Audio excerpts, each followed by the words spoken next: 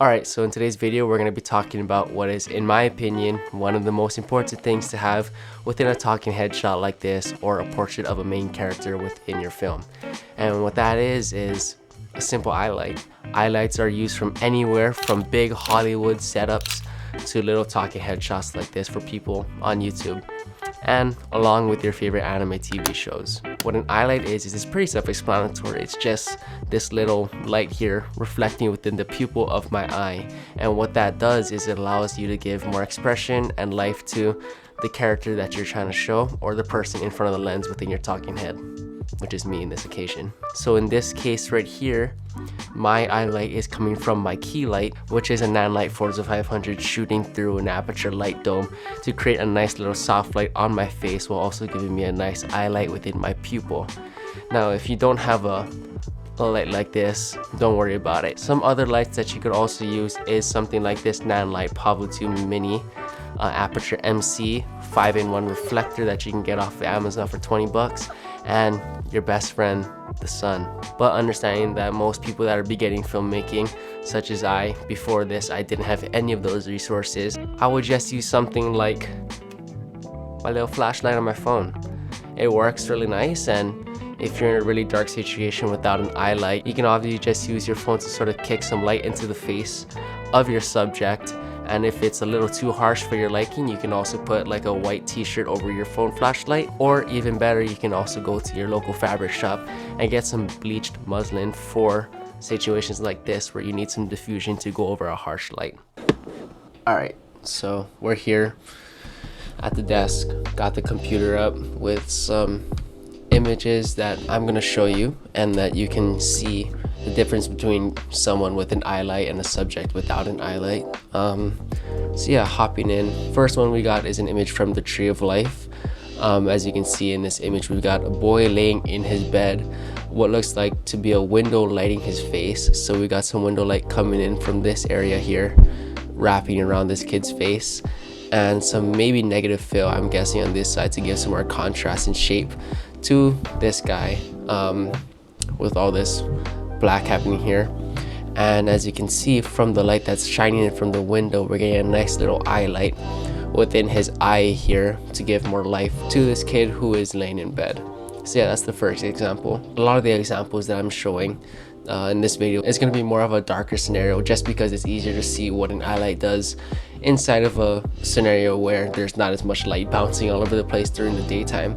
So yeah, next frame we've got something from the movie Seven, a nice rain interior of a car at night, and here we've got light spilling in from a car window from street lights, hitting this character's face and giving him a nice eye light right here in his eye. It's pretty simple, pretty self-explanatory, using motivating light to give the character an eye light and more life on screen.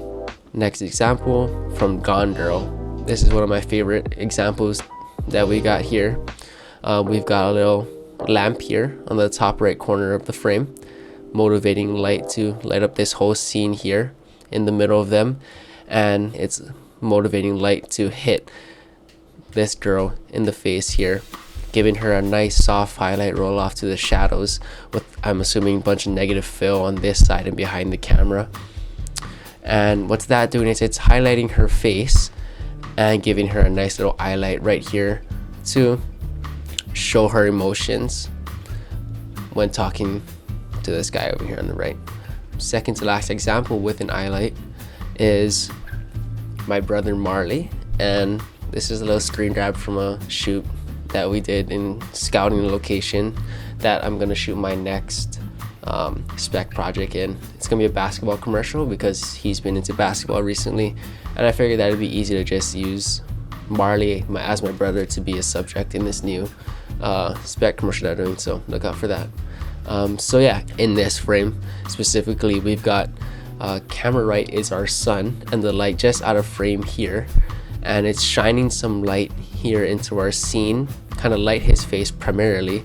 And here we've got some street lights or court lights that are acting as motivating light, sort of to kind of highlight his face here. And what that's doing is it's giving him a nice soft light because we did shoot at sunset, and it's giving him a nice eye light here as well.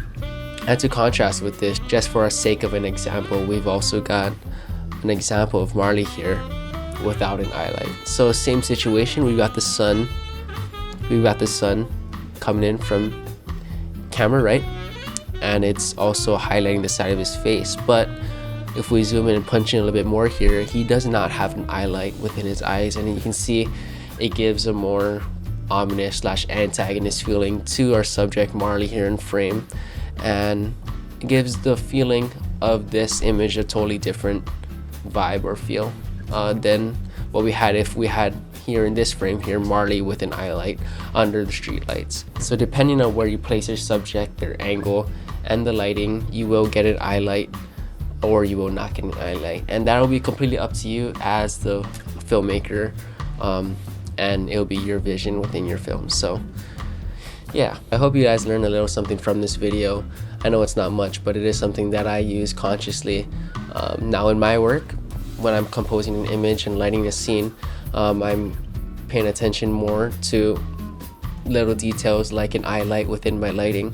So yeah, I think it's something that we should all be aware of, and I hope it's something that you could use within your projects too. If you guys ever want to send me your videos or just chat about filmmaking and stuff like that, I'll leave my Instagram in the link below where you can reach out, or my email. And yeah, I think that's all. Hope you guys found this video helpful. Don't forget to like and subscribe, and I'll see you next time. Peace out.